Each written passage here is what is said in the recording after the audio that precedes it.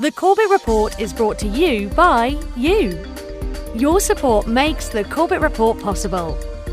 Sign up for the subscriber newsletter or purchase a DVD at corbettreport.com/support. You're listening to the Corbett Report. corbettreport.com.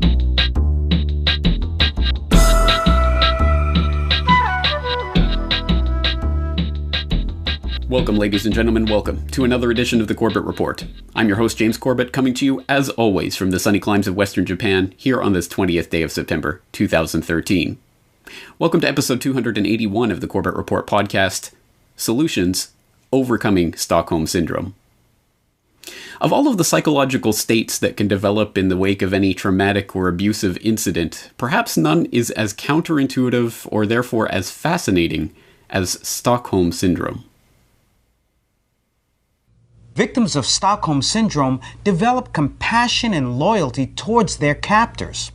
The condition follows psychologically traumatizing situations like hostage situations and kidnappings. In fact, Stockholm Syndrome got its name in 1973 when two thieves accosted a bank in Stockholm, Sweden, taking 4 bank employees hostage. For 6 days, the prisoners were held in a bank vault, tied to explosives with nooses around their necks.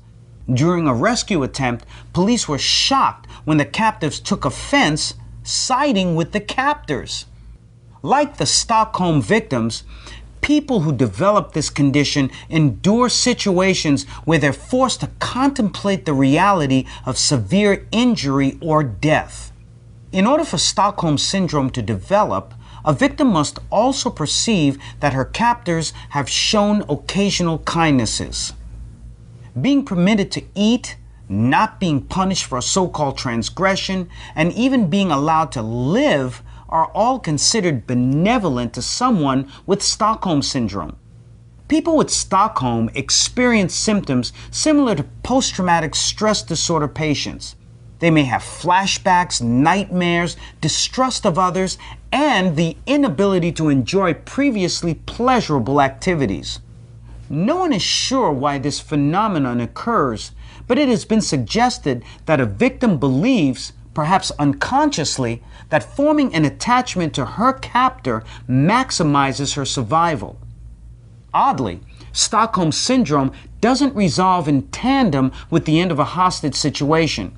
In the 1973 bank robbing, the freed hostages remained loyal to their captors, even setting up a fund to cover the criminals' legal fees.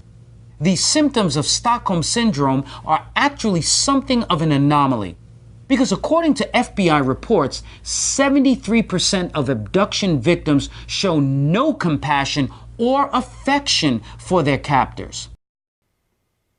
That's right. As counterintuitive as it may seem, there is a certain percentage of the population that, when placed in that traumatic abductor-abductee situation, will actually fall in love with their captor.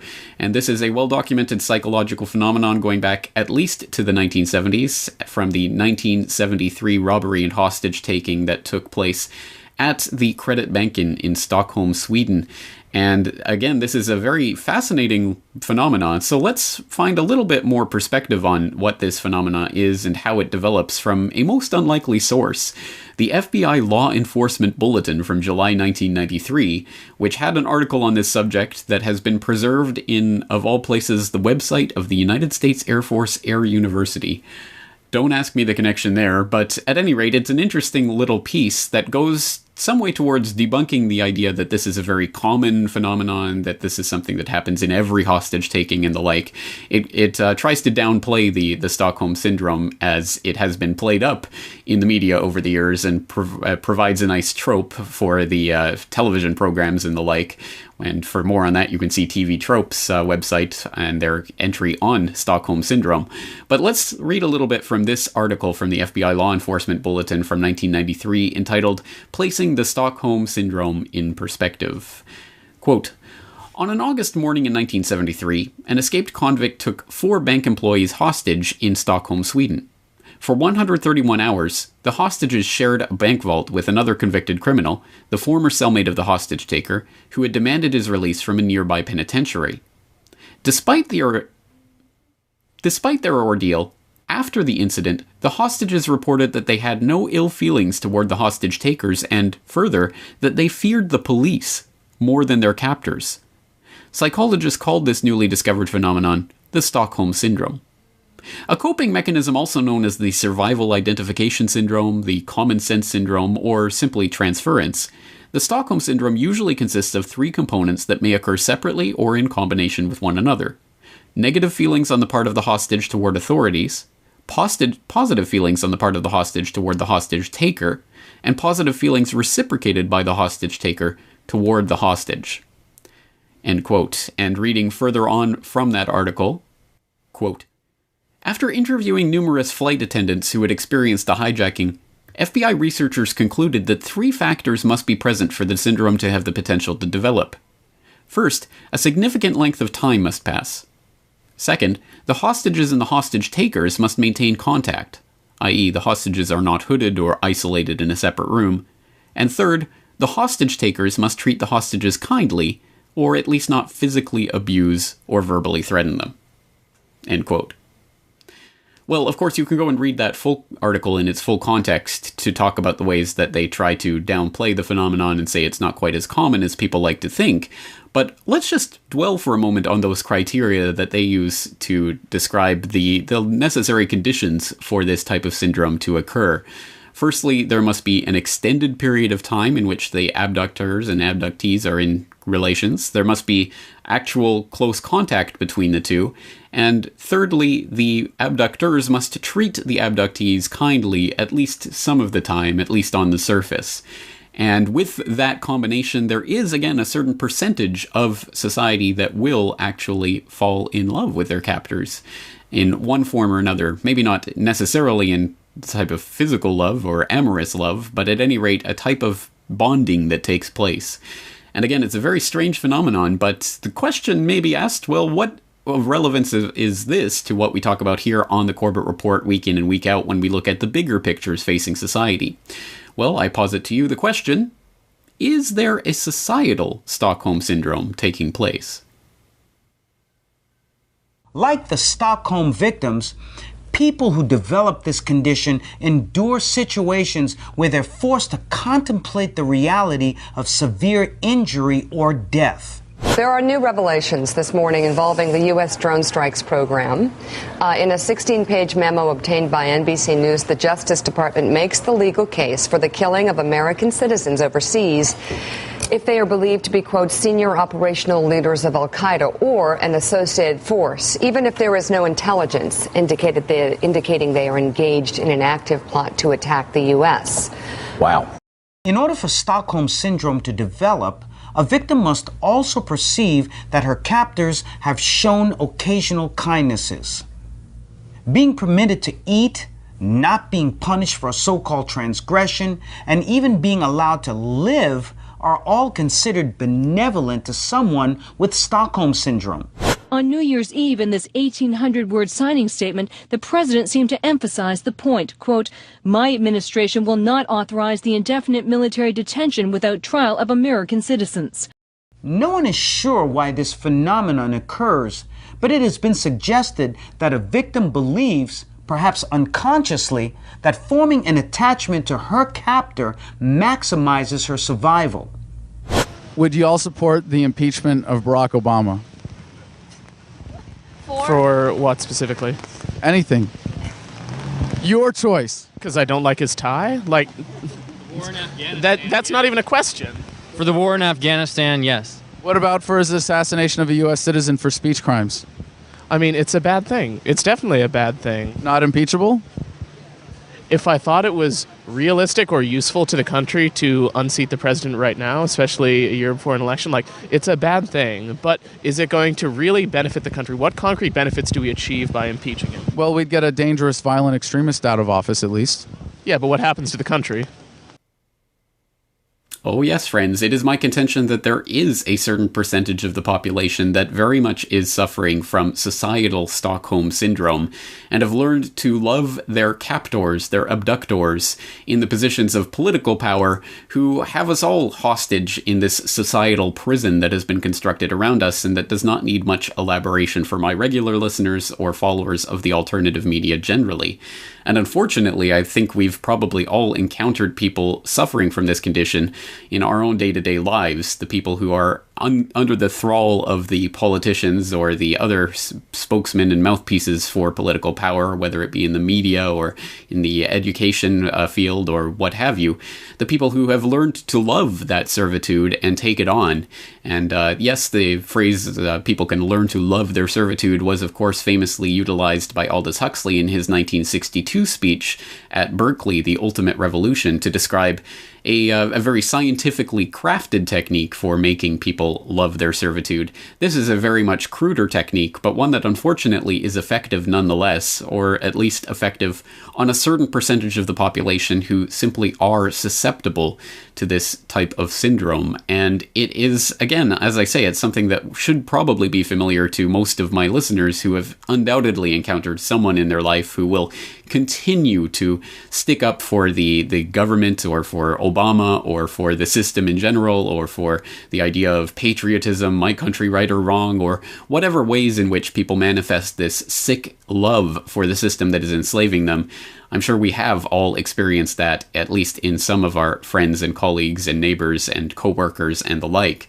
And the Stockholm Syndrome is interesting to examine if for no other reason than it provides some sort of explanation for the otherwise inexplicable phenomenon of, for example, the 9 or 10% of the US population that continues to approve of the work that Congress is doing, or the people who continue to defend Obama in the wake of him breaking every major electoral promise that he made back in the 2008 elections, or etc., etc., the people who stick up for the various systems of power that are so obviously inflicting such harm on them.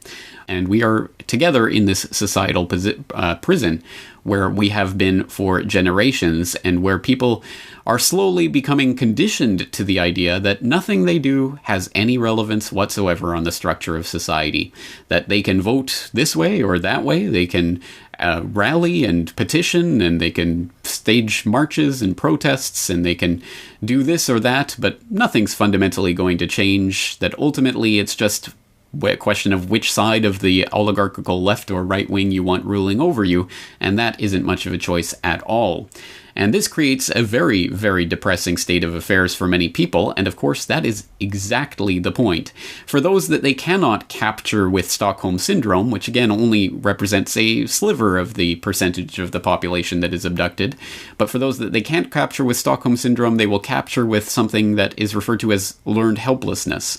That is the process of being conditioned to the idea that nothing that you do matters, so that eventually you give up trying. And this is a phenomenon that I talked about in an episode of Corbett Report Radio that I would highly commend to listeners who have not heard that broadcast. It's Corbett Report Radio number 70, so of course I'll put the link in the show notes for today's episode so you can go and listen to it, where we document and define that phenomenon and talk about the ways that people can overcome that learned helplessness, which has been ingrained into us over the course of generations. And I think that's very relevant to this discussion, as is my recent conversation that I had earlier this week with Thomas Sheridan about the concept of gaslighting, and that comes from a 1940 British film, which was based on a 1938 play called Gaslight, which is about the ways that psychological manipulators, psychopaths and others, can manipulate people into believing that they are crazy and thus becoming pliant and manipulable people. There are things to be said, and that were said in both of those, that broadcast and podcast, about the ways that people can defend themselves from this phenomenon. But let's look in the context of the Stockholm Syndrome. People who have learned for some reason to love their servitude and learned that, well, there's not really anything we can do about it anyway, so we might as well enjoy our captivity and just go along with it. And what do we say to that that idea, that phenomenon? Well, personally, I say that that phenomenon is essentially giving up. And once we give up, that is game over. That our true resistance lies in simply resisting, the concept, the act of resisting. And of course, since we are dealing with a mental prison that has been constructed societally, that resistance has to be fundamentally mental in nature. It has to be as a decision that we make to live consciously in the knowledge that we are free and independent human beings who are not abductees in a societal prison. We are free people who can interact voluntarily and peacefully with those around us. And once we lose sight of that fact, then we start to become the abductees in this societal prison and become susceptible to Stockholm Syndrome and learned helplessness.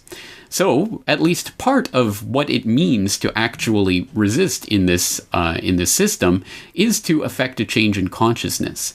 This is, of course, something that I've stressed over and over again in my work, because fundamentally, I think all of the solutions boil down to this in one way or another.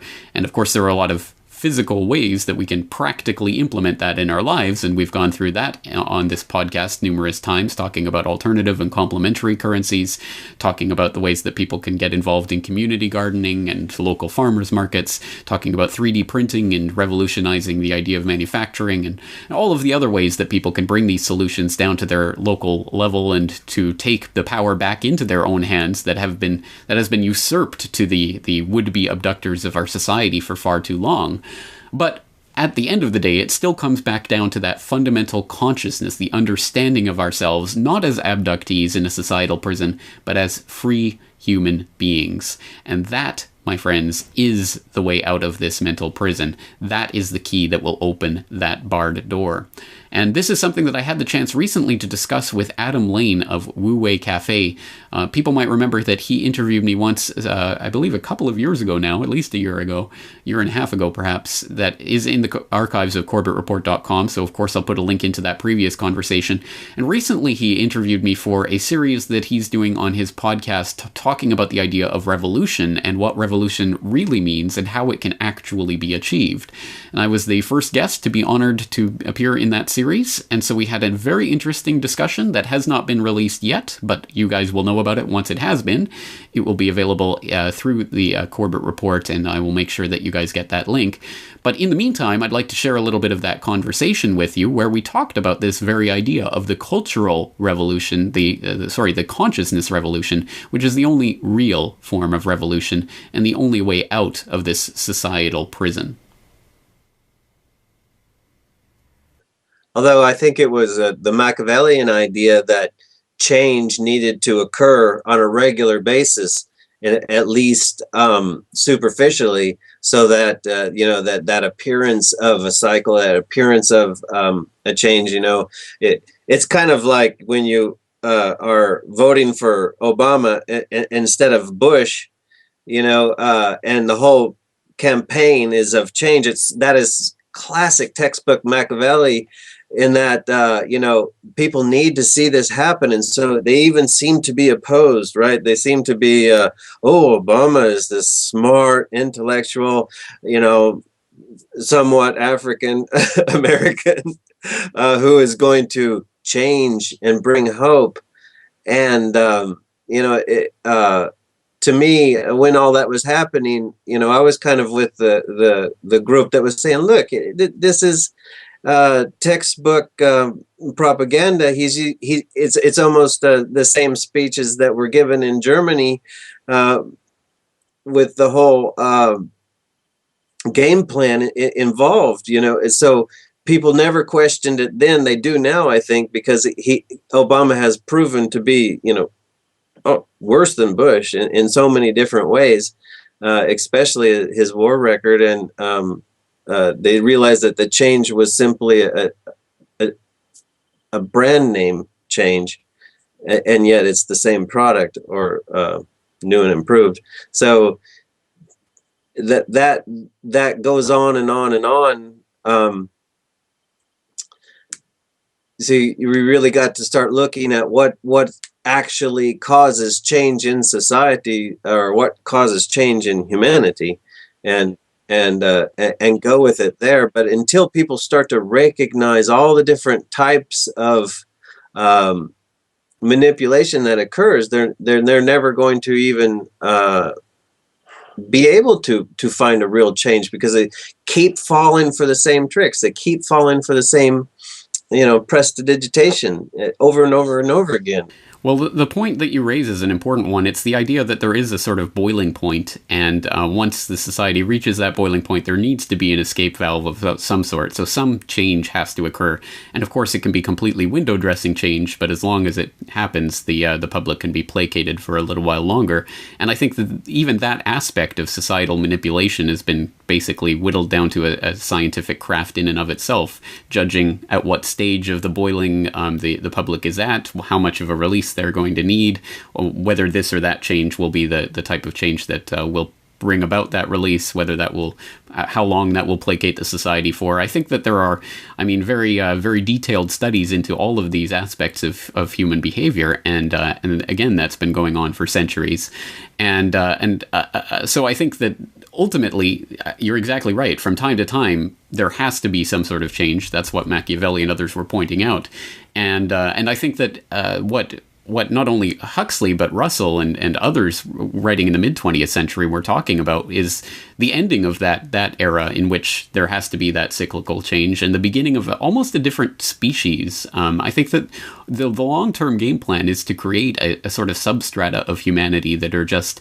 fit to be ruled, basically. And this was something that Bertrand Russell also wrote about specifically back in 1953. He wrote, quote, "Scientific societies are as yet in their infancy. It is to be expected that advances in physiology and psychology will give governments much more control over individual mentality than they have now, even in totalitarian countries.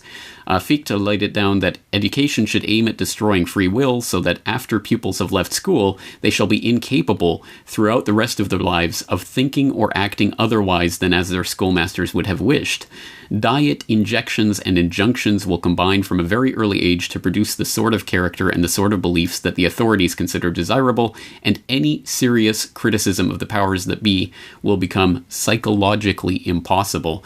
And the quotation I'm reading from ends there, but he goes on to say something like it would become as impossible to imagine as sheep rising up against the practice of eating mutton. Basically, that in the future, the humanity will be dumbed down to such an extent that they will be actually psychologically incapable of rising up anymore, and that I think is what's truly different. I mean, I think every generation has struggled with these problems and these ideas, and I think we'd be naive to think that there hasn't been intelligent people in every generation who have understood to a certain extent what's going on here. But I think that what differentiates our time is this scientific progress towards the dumbing down of society and the creation of this substrata of humanity. And we may be in one of the last generations that is able to really and truly think our way out of this and to stop what's happening.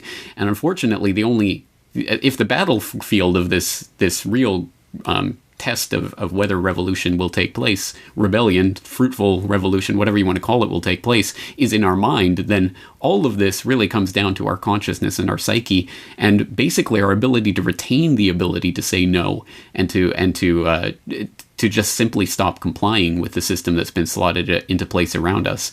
And we are gradually losing that as we get further and further indoctrinated into the system. And to my mind, that's the real danger as we move further into the 21st century.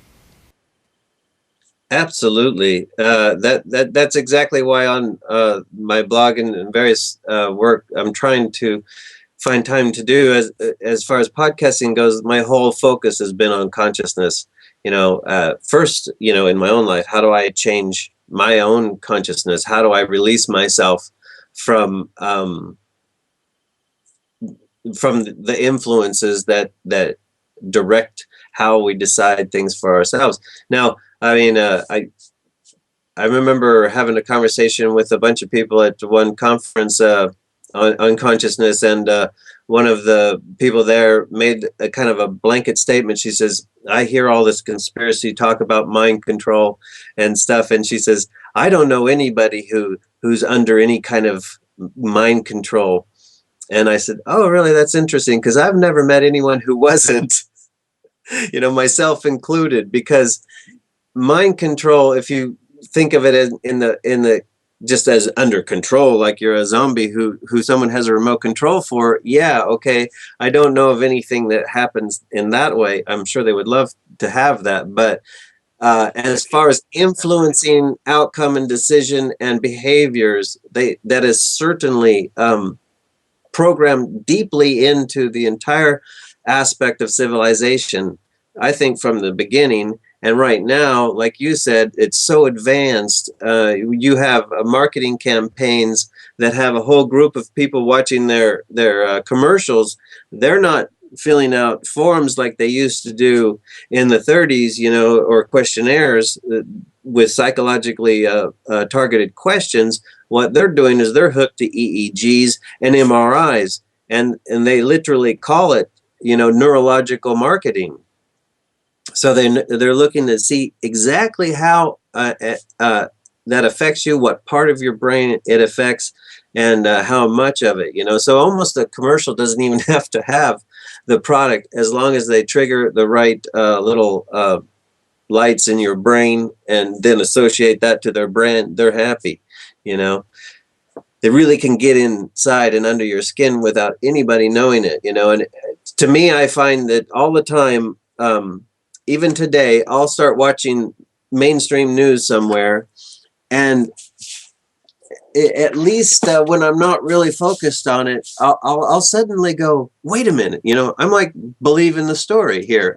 I'm buying into the narrative, instead of realizing that all I'm seeing is a presentation for my that is designed, just for the effect it can have. It's never going to be news. It's always going to be something that's programmed for a certain reaction, a certain effect.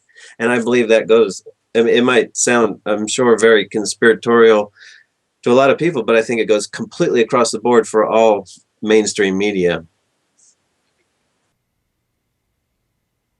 Once again, that's just a small sample from a very interesting conversation that Adam Lane of Wu Wei Cafe conducted with myself a few days ago, and which will be spilling forth across the feeds shortly. So I hope you will stay tuned to CorbettReport.com and or my Twitter feed for that conversation when it becomes available in its entirety.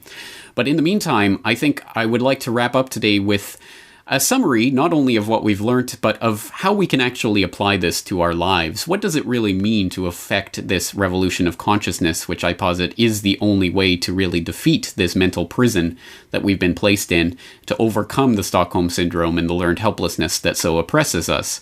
Well, I think there's not necessarily a one-size-fits-all answer to that question, but there are things that we can posit in the wake of that question.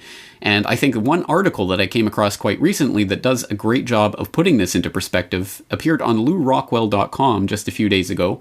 It is under the title, "Withdrawing Consent Means More Than It May Seem." It is written by Michael S. Rosef, and I will read a part as follows, quote, "Withdrawing consent to the state means more than this innocuous phrase may suggest. To withdraw consent is far-reaching. It means a divorce from the state insofar as this is possible. It means having no loyalty to the state, seeing the state as fundamentally unfair and a source of continual injustices, being unwilling to help the state in any way, assuming and feeling no responsibility for the state's actions, and seeing the state as hostile to peace and society. It means a psychological divorce from feeling positive about or approving of its victories. It means working towards the state's opposite, that is, living together in freedom, friendship, comedy, and peace, i.e., in society. It means no longer thinking of oneself as a citizen, and not believing that as a citizen one has obligations towards the state or other citizens. Withdrawing consent from the state means not looking upon oneself as owning the state or influencing its activities or doing a sort of duty for the state. It means viewing the state as a nuisance. It means abandoning all forms of patriotism directed at the state and adherence to its symbols, parades, flags, pledges, songs, anthems, and monuments. It means no veneration of any political figure, past, present, or future.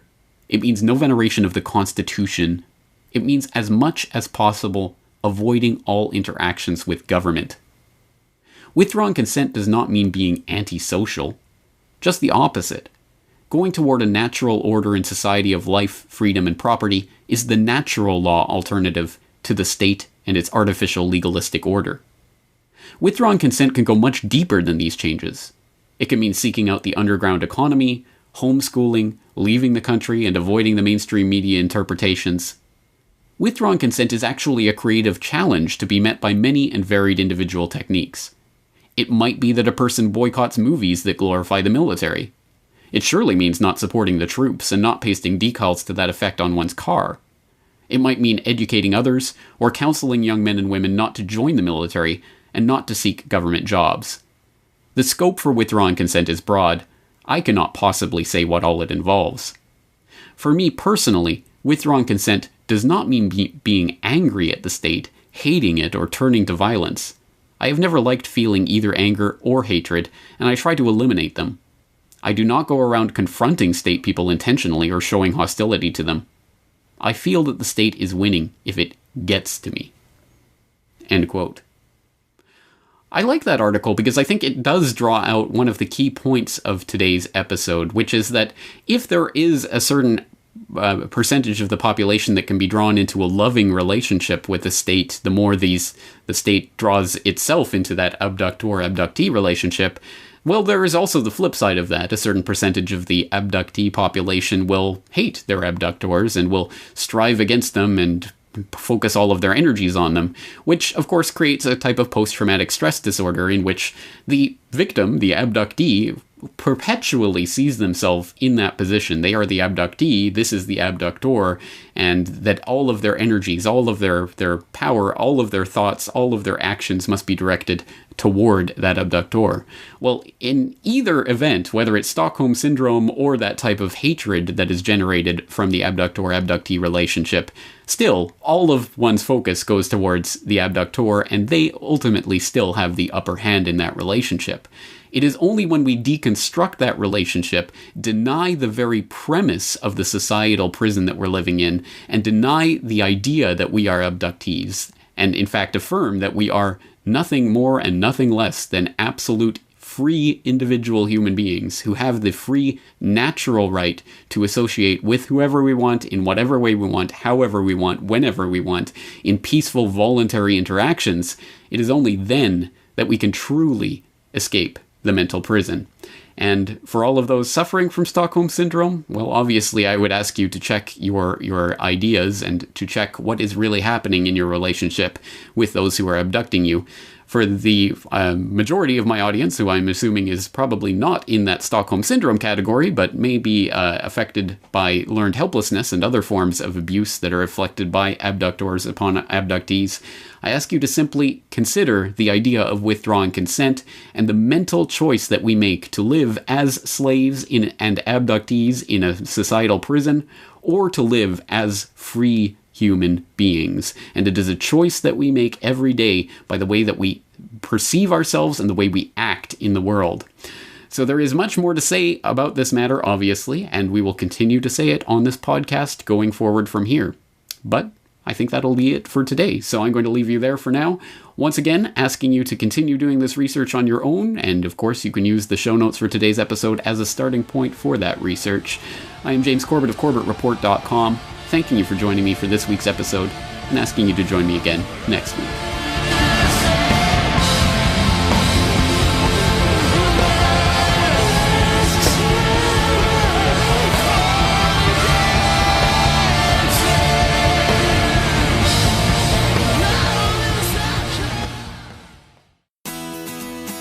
The Corbett Report is brought to you by the Corbett Report subscriber, a weekly newsletter featuring James Corbett's international forecaster editorial, recommended reading and viewing, discounts on Corbett Report DVDs, and once a month, a subscriber-only video.